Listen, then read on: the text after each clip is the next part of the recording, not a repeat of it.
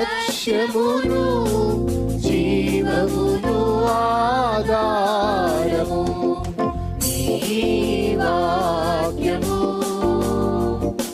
నా త్రోవకు.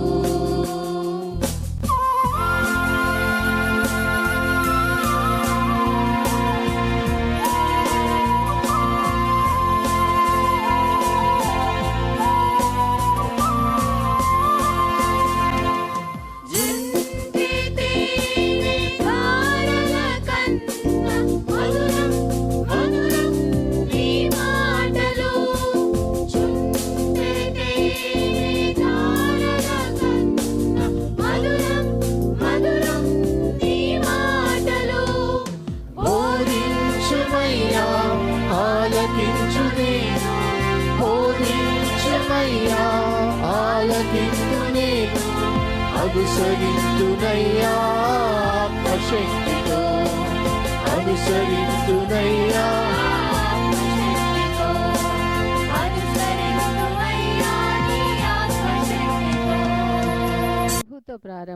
ప్రభుతో ప్రారంభం అనే ఆధ్యాత్మిక అనుదిన ప్రార్థనా కార్యక్రమానికి ప్రేమతో మిమ్మల్ని ఆహ్వానిస్తూ ఉన్నాం. మన జీవితానికి ఆదియు ఆధారమునైనటువంటి ఆ దేవుణ్ణి మొదట మరణించుకున్నట్లయితే ఆ దినమంతయు ఆయన కృపాక్షేమములే మన వెంట వచ్చును. మొదట వేకునే లేవగానే మరి నీతిసూరుడైనటువంటి ఆయనని చూద్దాం, ఆయన మనలనైన స్వరాన్ని మనం విందాం. మన జీవిత కాలం అంతయు ఆయన ఆశీర్వాదములు దీవెనలు మన మీద కుమ్మరించును. యెషయి 65:24 మనం చూసినట్లయితే వారికి ఈలాగున జరుగును, వారు వేడుకొనుక మునుపు నేను ఉత్తరమిచ్చెదను, వారి మనవి చేయుచుండగా నేను ఆలకించెదను. మనవి చేయుచుండగానే ఆయన మన మనవిని ఆలకిస్తున్నాడు. కాబట్టి మరి ప్రతి దినము కూడా ఈ యొక్క అనుదిన ఆధ్యాత్మిక కార్యక్రమంలో మనం పాల్గొన్నట్లయితే మన జీవిత కాలం అంతయు కూడా ఆయన మేలులను మనం పొందుకోగలం, ఆ నిత్యరాజ్యంలో వారసులుగా మనము జీవించగలం. రండి, ప్రభుతో ప్రారంభం కార్యక్రమంలో పాల్గొనండి, ఆత్మీయ మేలులు పొందండి. దేవుడు మిమ్మల్ని దీవించును.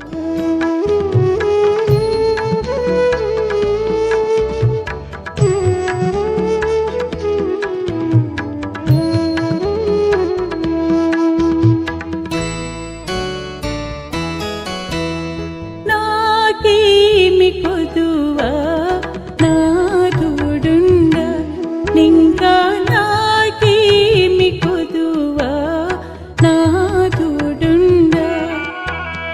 శ్రీకరుండగు దేవుడే నా ఇష్ట పాలకుడు, నా ఏక రక్షకుడు, కనుక నాకేమి కొదువా నా తోడుండ, నింకా నాకేమి కొదువా నా తోడుండ.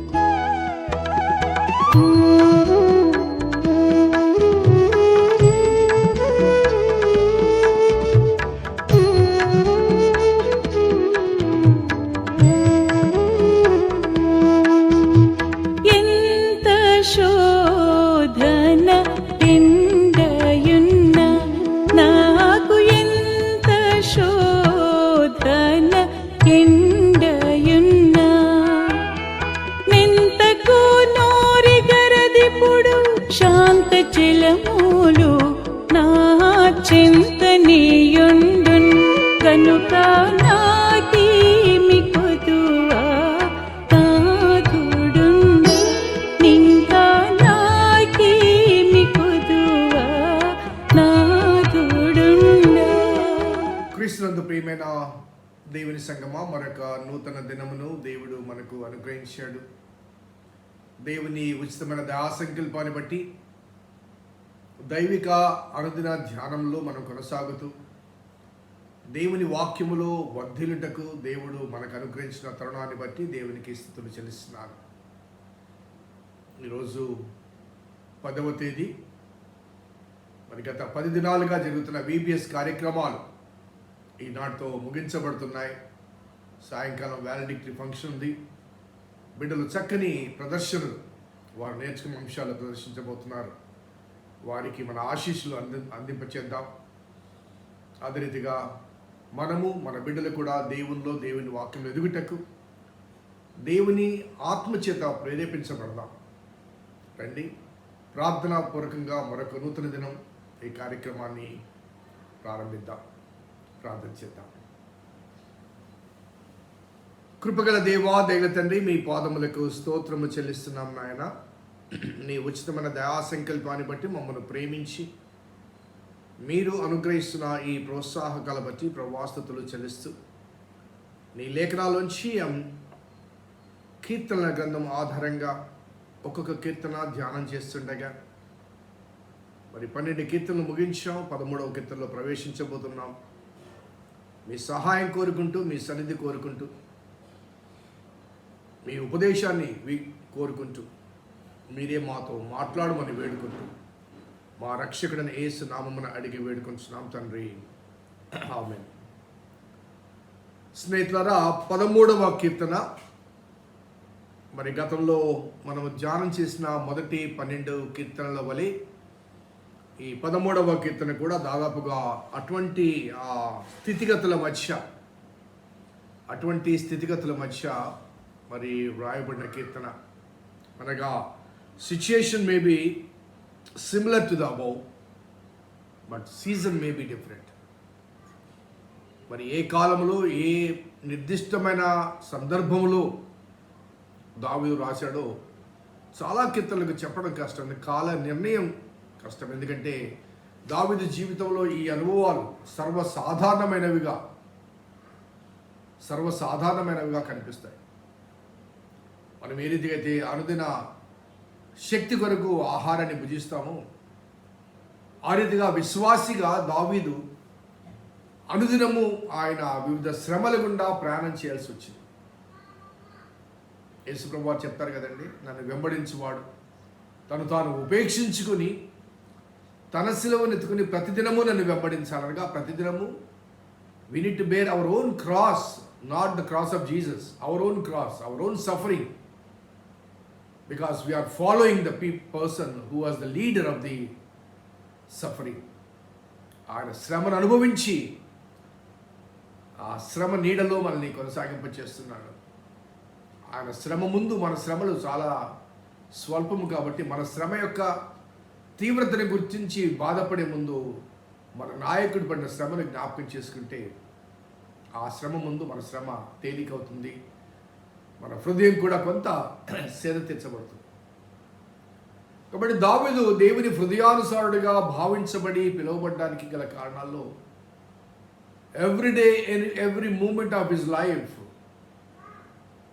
సఫరింగ్, హ్యూమిలియేషన్, చాలా వేదనకర అనుభవాల మధ్య దావీదు తన జీవితాన్ని కొనసాగింపచేశాడు. కాబట్టి ఈ కీర్తనలు అనగా వేదనతో కూడిన కీర్తనలు, విజ్ఞాపనతో కూడిన కీర్తనలు చాలా వరకు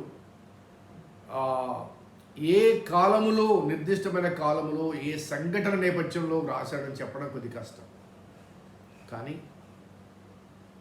ఆ అనుభవాలు మాత్రం సర్వసాధారణం.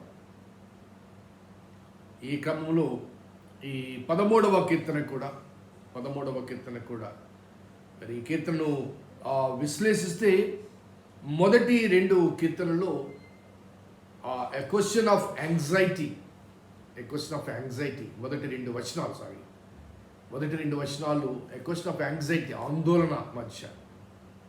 ఏమి జరుగుతుందో తెలియదు, ఆ వేదనకర అనుభవాల మధ్య కలిగే ఆందోళన, పరిష్కారము కనుచూపు మేరలో కనిపించినప్పుడు ఎటువంటి పరిష్కారం లభిస్తుందో తెలియని స్థితిగతుల మధ్య ఒక విధమైన ఆందోళన. ఆ ఆందోళన గల కారణాలు కొన్నిసార్లు ఆ పరిష్కారము ఏ రకమైనప్పటికీ కూడా దావీదుకు బాధకరమైంది కొన్నిసార్లు. దానికి నేను ఒక ఎగ్జాంపుల్ చెప్పాలనుకున్నాను. అబ్షాలోము దావీదు మీదకి యుద్ధము చేయటానికి ఆయన సిద్ధపడ్డప్పుడు ఆ యుద్ధములో దావీదు గెలిచినా దావీదుకు దుఃఖమే, అబ్షాలోము గెలిచినా దావీదుకు దుఃఖమే. రెండు జవాబులు కూడా దావీదుకు అనుకూలం కాదు. అందుకే ఆ యుద్ధంలో నా నిమిత్తము నా కుమారుని అబ్షాలోము మీద దయ చూపించండి అంటాడు. అబ్షాలోము చనిపోయినప్పుడు నా కుమారుడు అబ్షాలోమా, నీకు బదులుగా నేను చనిపోయినా ఎంత బాగుండు అంటాడు. So both the answers. కాబట్టి ఆ రెండు జవాబులు కూడా అతనికి అనుకూలంగా లేవు, రెండు కూడా వేదన కలిగించేవి. కాబట్టి ఆ ఆందోళన, ఆ ఎటువంటి పరిష్కారం లభిస్తుంది, ఎటువంటి సొల్యూషన్ లభిస్తుంది ఒక ఆందోళన ఈ కీర్తనలో వ్యక్తపరచబడుతుంది. మొదటి రెండు వచనాలు ఎ క్వశ్చన్ ఆఫ్ యాంగ్జైటీ, అలాగే 3-4 వచనాలు ఎ క్రై ఫర్ ప్రేయర్, ఆందోళనతో ప్రారంభించి ఆవేదన సంబంధమైన ప్రార్థన, ఆవేదనతో కూడిన ప్రార్థన.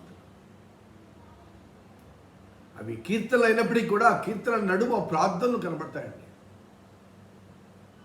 దావీదు కీర్తనలో మరి సర్వసాధారణంగా కనిపించే అంశాలు ఏంటంటే సమస్య వ్యక్తీకరణ ఉంటుంది, అలాగే విశ్వాసంతో కూడిన ప్రార్థన ఉంటుంది, అలాగే తన ఆ సమస్యలోంచి విడిపించబడతాన నమ్మిక చొప్పున స్తుతి కూడా ఉంటుంది, కృతజ్ఞత కూడా ఉంటుంది. ఈ 3 అంశాలు తరచుగా ఆయన కీర్తనలో కనబడతాయి. ఒకటి తన సమస్య, రెండవది విశ్వాసంతో కూడిన ప్రార్థన, మూడవది స్తుతి చెల్లించడం, జవాబు దొరకకముందే స్తుతి చెల్లించడం. కొత్త నిబంధనలో మరి దేవుడు కూడా ఆ 10 మంది కుష్ఠరోగుల విషయాల్లో ఆ 9 దేవాలయంలోకి వెళ్ళిపోయి యాజకుని కనిపరుచుకోవడానికి వెళ్తే ఒక్కడు వెనక్కి వస్తే ఏసేమంటాడు తెలుసండి, 10 మంది శుద్ధులేరు కారా, ఈ సమరుడు తప్ప దేవుని స్తుతించడానికి ఎవరు రాలేదా? So a prize it is something like thanks giving, కృతజ్ఞత వ్యక్తపరచడం, దేవునికి కృతజ్ఞత వ్యక్తపరచడం. సో ఈ 3 అంశాలు ఉంటాయి. కాబట్టి ఈ కీర్తనలో మొదటి 2 వచనాలు ఆందోళన అనగా తన సమస్య వ్యక్తీకరణ ఉంటుంది. రెండవది ఎ క్రై ఆఫ్ ప్రేయర్, ఎలుగెత్తి ప్రార్థించడం, గొంతెత్తి ప్రార్థించడం, చాలా గంభీరమైన ప్రార్థన. చివరి 2 వచనాలు అనగా 5వ వచనం మాత్రమే తెలుగు బైబిల్లో ఉంది, ఇంగ్లీష్ బైబిల్లో 5-6గా విభజించబడింది. వాట్ ఎవర్, మేబీ 5 కానీ 6 కానీ. ఈ చివరి వచనం ఏ సాంగ్ ఆఫ్ ఫెయిత్, ఆదరణ, విశ్వాసంతో కూడిన ఆదరణ. మొదటి 2 వచనాలు ఆందోళన, 3-4 వచనాలు ఆవేదన, అదే రీతిగా చివరి వచనాలు ఆదరణ. ఈ 3 అంశాలు ఈ క్లుప్త అనగా చిన్న కీర్తనలో మనకు దావీదు వ్యక్తపరుస్తాడు. అలాగే ఈ చిన్న కీర్తనలో హౌ లాంగ్ అనే మాట, ఎంతకాలము, ఎన్నాళ్ళ వరకు, ఎంతవరకు అనే మాట చూడండి మొదటి 2 వచనాల్లోనే 5 సార్లు కనబడుతుంది. మొదటి 2 వచనాల్లోనే 5 సార్లు ఎన్నాళ్ళ వరకు, నాకెంతకాలం, ఎంతవరకు, ఎంతవరకు, ఎంతవరకు. దాదాపు ప్రతి స్టేట్మెంట్ కూడా మరి ఎంతవరకు అనే మాటతోనే ప్రారంభమవుతుంది. How long? మన జీవితాల్లో ఇటువంటి భావనతో దేవుని అడిగిన అనుభవాలు లేవా అండి? హౌ లాంగ్ గాడ్, ఇంకా ఎంతకాలం సహించాలి?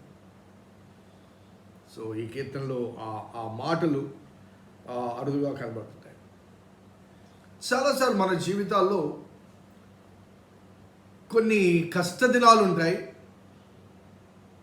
కొన్ని సుఖ దినాలు కూడా ఉంటాయి. కష్ట సుఖాలు మరి ప్రతి జీవితంలో వాడు పేదవాడైనప్పటికీ గొప్పవాడైనప్పటికీ, భాగ్యవంతుడు కావచ్చు దరిద్రుడు కావచ్చు, ఈ చీకటి వెలుగులు ఎలా ఉంటాయో, పగలు రాత్రి ఎలా ఉంటుందో, కష్ట సుఖాలు కూడా సర్వసాధారణంగా ఉంటాయి. కానీ సుఖముతో కూడిన సంతోషముతో కూడిన దినములు మనము లెక్క వేయము. అవి సంవత్సరం కావచ్చు, 2 సంవత్సరాలు కావచ్చు, 3 సంవత్సరాలు కావచ్చు. కానీ కష్టకాలం మాత్రం చాలా దీర్ఘంగా కనిపిస్తుంది.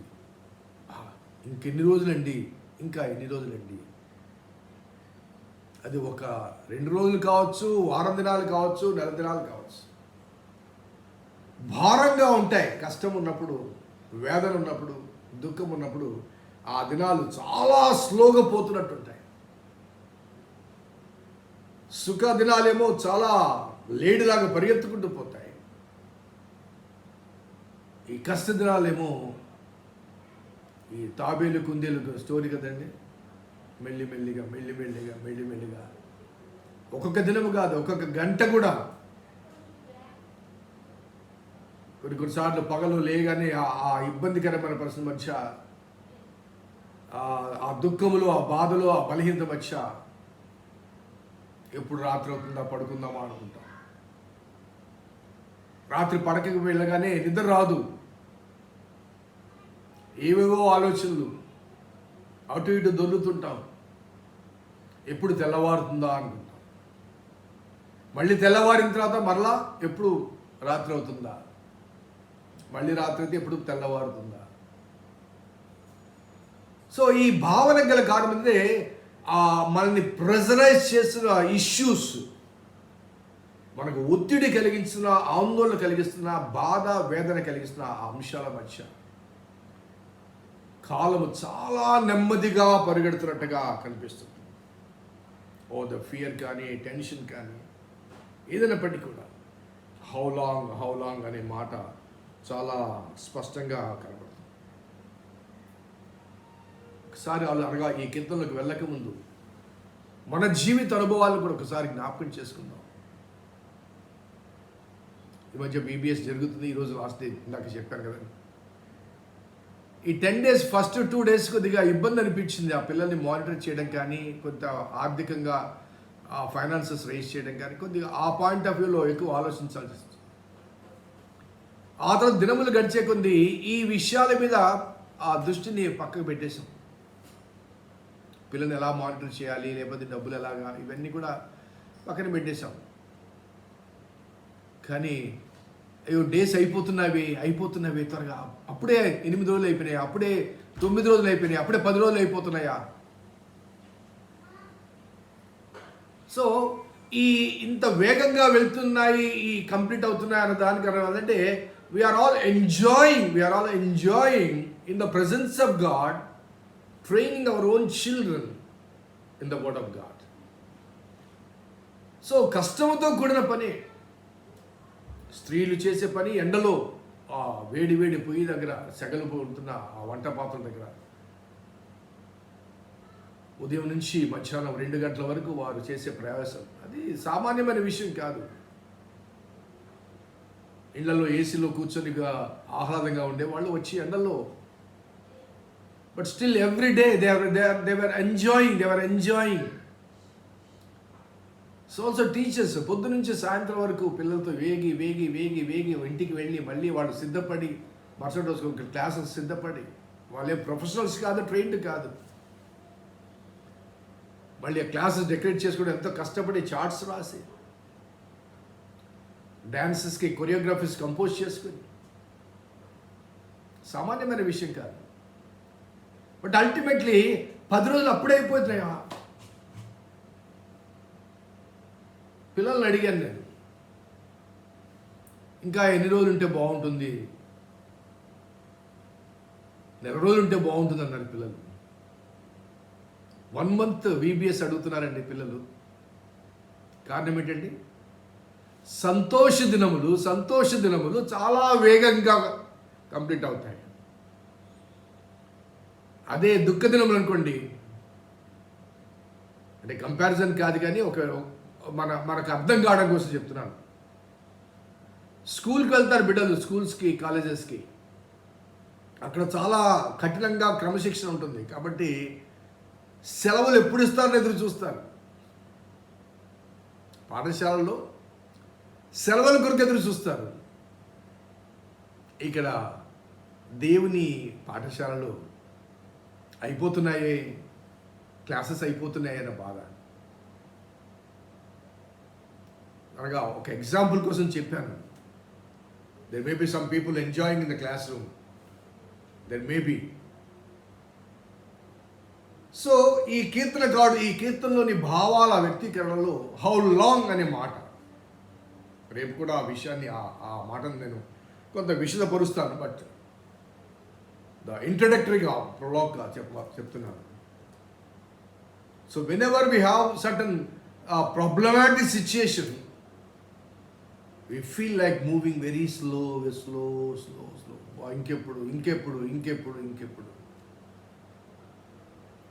బట్ సంతోష దినాలు మనకు తెలియకుండా అప్పుడే అయిపోయినాయా, అప్పుడే నెల అయిపోయిందా, అప్పుడే 2 నెలలు అయిపోయిందా, అప్పుడే 3 నెలలు అయిపోయిందా అనే రీతిగా కొనసాగుతుంటాయి.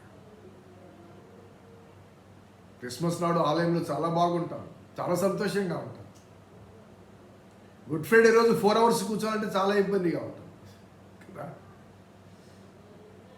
సో దావీదు యొక్క ఎక్స్ప్రెషన్స్, ఆయన యొక్క ఎక్స్పీరియన్సెస్ మనకు కూడా చాలా రిలవెంట్ అన్న వాస్తవాన్ని జ్ఞాపకం చేస్తూ, మరి రేపు ఈ మొదటి భాగాన్ని అనగా మొదటి 2 వచనాలు ధ్యానం చేద్దాం. మన జీవిత అనుభవాల్లో కూడా ఇటువంటి అనుభవాలు ఉన్నట్లయితే వాటి నేపథ్యంలో దావీదు మనతో ఏ రీతిగా మాట్లాడుతున్నాడో, లేకపోతే దావీదు అనుభవం ద్వారా దేవుడు ఎలా మాట్లాడుతున్నాడో ఒకసారి తెలుసుకుందాం. మనము కూడా ఆ క్రమంలో విశ్వాసాన్ని పెంపొందింప చేసుకుందాం. పరిశుద్ధాత్మ దేవుడు మనకు సహాయం చేయగాక. ప్రార్థన చేద్దాం. కృపగల దేవా, దయగల తండ్రి, మీ పాదములకు స్తోత్రము చెల్లిస్తున్నాం నాయన. నీ ఉచితమైన దయా సంకల్పాన్ని బట్టి మమ్మల్ని ప్రేమించి నీ ప్రేమలో కొనసాగింప చేస్తూ దావీదు జీవితంలోని వివిధ అనుభవాల మధ్య తాను చేసిన విజ్ఞాపనలు కానీ, విలాపాలు కానీ, వ్యక్తపరిచిన విశ్వాసం కానీ జ్ఞాపకం చేసుకుంటూ ఈ 13వ కీర్తనలోని ఆందోళన కానీ, అదే రీతిగా ఆ కీర్తనలో కనిపించే ఆవేదన కానీ, తద్వారా పొందిన ఆదరణ కానీ మేము ధ్యానం చేయబోతుండగా మా జీవిత సాక్ష్యాలకు వాటిని సాదృశ్యంగా అన్వయించుకుంటే మీ కృప దయచేయండి. మా రక్షకుడైన యేసు నామమున అడిగి వేడుకొంచున్నాం తండ్రి, ఆమేన్. తండ్రి, కుమార, పరిశుద్ధాత్మ త్రియేక దేవుని దీవెన ఈ వాక్యం విన్న బిడ్డలకు, వాక్య అభిలాషులకు సదా తోడైనను గాక. ఆమేన్. God bless you. దేవుడిని దీవించును గాక.